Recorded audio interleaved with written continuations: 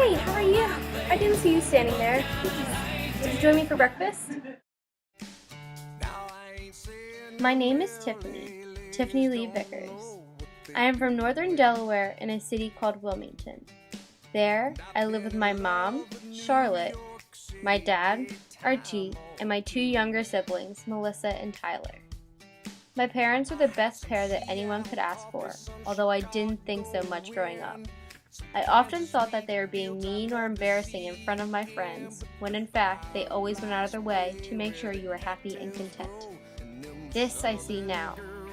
Whether that meant waking up in the middle of the night to drive over your stuffed teddy bear, Peaches, which I might add that I have had since birth, or by letting you bring a friend on family vacations, that way I had someone to play with, they always did what they could.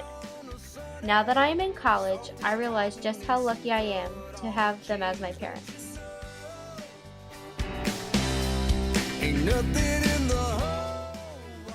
Then there is my sister, who is 6 years younger than me and is the middle child. She is the one person in the family who gives me the most grief.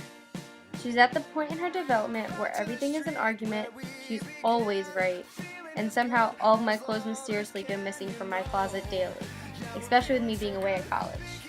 It got so bad that I actually demanded my parents put a lock on the door so it wouldn't keep happening. Deep down though, she's not all that bad.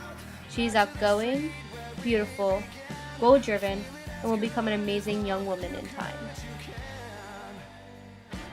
Finally, there is my baby brother, who is 10. I treat him like my own child.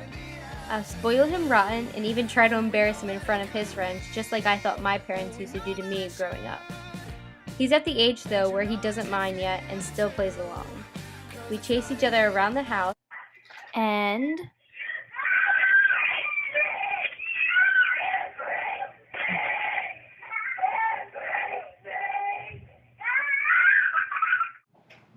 as you can imagine, it gets very intense sometimes.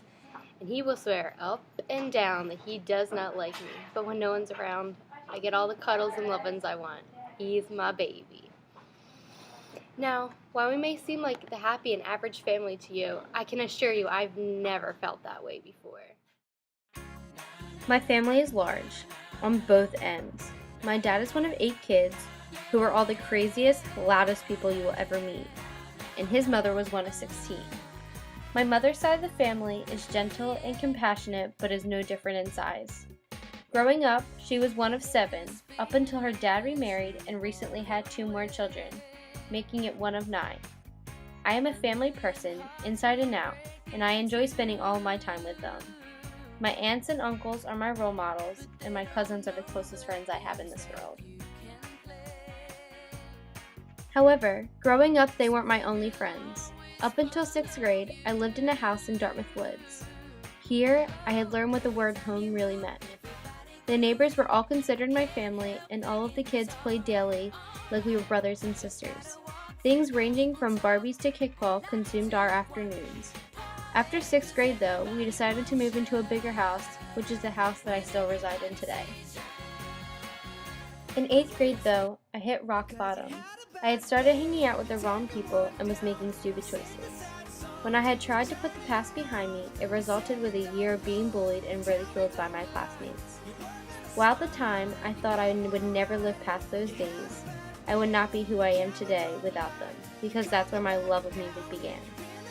When I felt as if my friends, family, and peers turned against me, I found comfort in choir class and under the care of a wonderful teacher, Mr. Bell.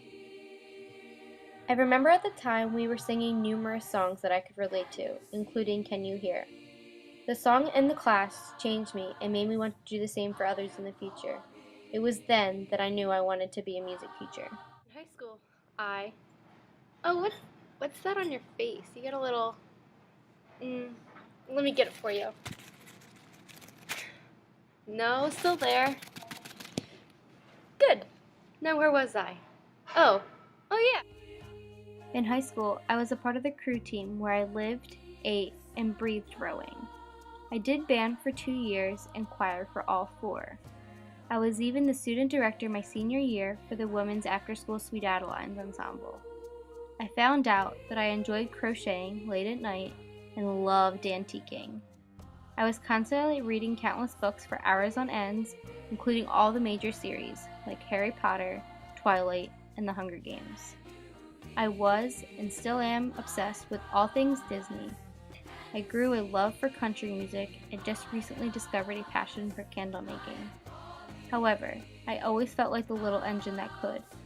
Every year, I auditioned for school's top choir in the All-State without any luck until senior year. To say nonetheless, I was very concerned about what that meant for me getting into college was an understatement. But despite my concerns, high school was an amazing time for me. I had met some amazing people who I call my friends. Through thick and thin, we all made it out of high school together and still remain close.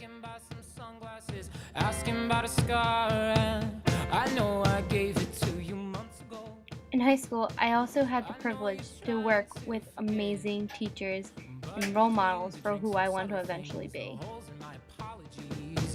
I'm trying hard to take it back, so if by the time the bar closes and you feel Lastly, I was even able to have a high school sweetheart who turned out to be the love of my life. Jared Andrew Frisch has literally been a gift from above to me. He has been my best friend, my shoulder to lean on when life was rough, and my everything. He was there for me throughout my college auditions and has made my transition into Westminster very smooth and manageable. Choosing Westminster has been one of my smartest decisions yet. Here I am overwhelmed every day at the talent students and faculty have and all the opportunities we are given. The short time I have sung here so far, under the guidance of amazing professors and with some great friends, has been priceless, even though they still charge my account every semester. No, I know that I'm not all that you got. Like I said, I just thought maybe we could find new ways to fall apart. But our friends are Coming to Westminster, I thought I only wanted to work with high school students, and that way I could make more music with them. However, once I got here and learned more about the littles, as some people like to call them, I found myself looking more and more towards the future and just excited to work with elementary age students and even younger. At WCC, why I still feel like the little engine that could, well, with coming here with no credits, being put into intro to theory, intro to piano, and just not feeling very comfortable with my untrained voice and so on, I still know that I will be a killer teacher. I have never wanted anything more in my entire life, and nothing can or will stop me. People always say that there's no money in teaching, or even in music, but that's up to their standards, not mine. My high school band director always said he never knew a hard day's work because he never worked a day in his life, that he always just did what he loved to do, and I can honestly say that I am happy to be following in his footsteps. Slowly, I am starting to see my gifts and talents blossom into what they are, and me gaining more confidence in them. Music is and always will be a constant and passion in my life, regardless of what the rest of the world thinks.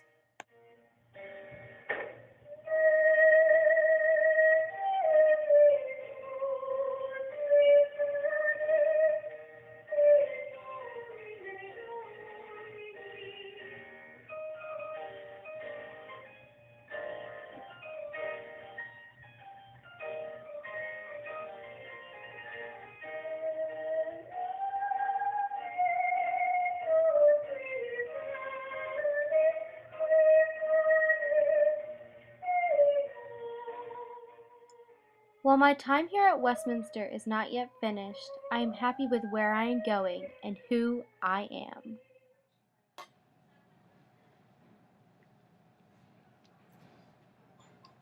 Oh my, look at the time. I'm running late and I need to go to class. I'm really glad that we could do this though. Sorry I've been rambling this whole time about myself. But I hope you enjoyed your French toast and that we can do this again. See ya!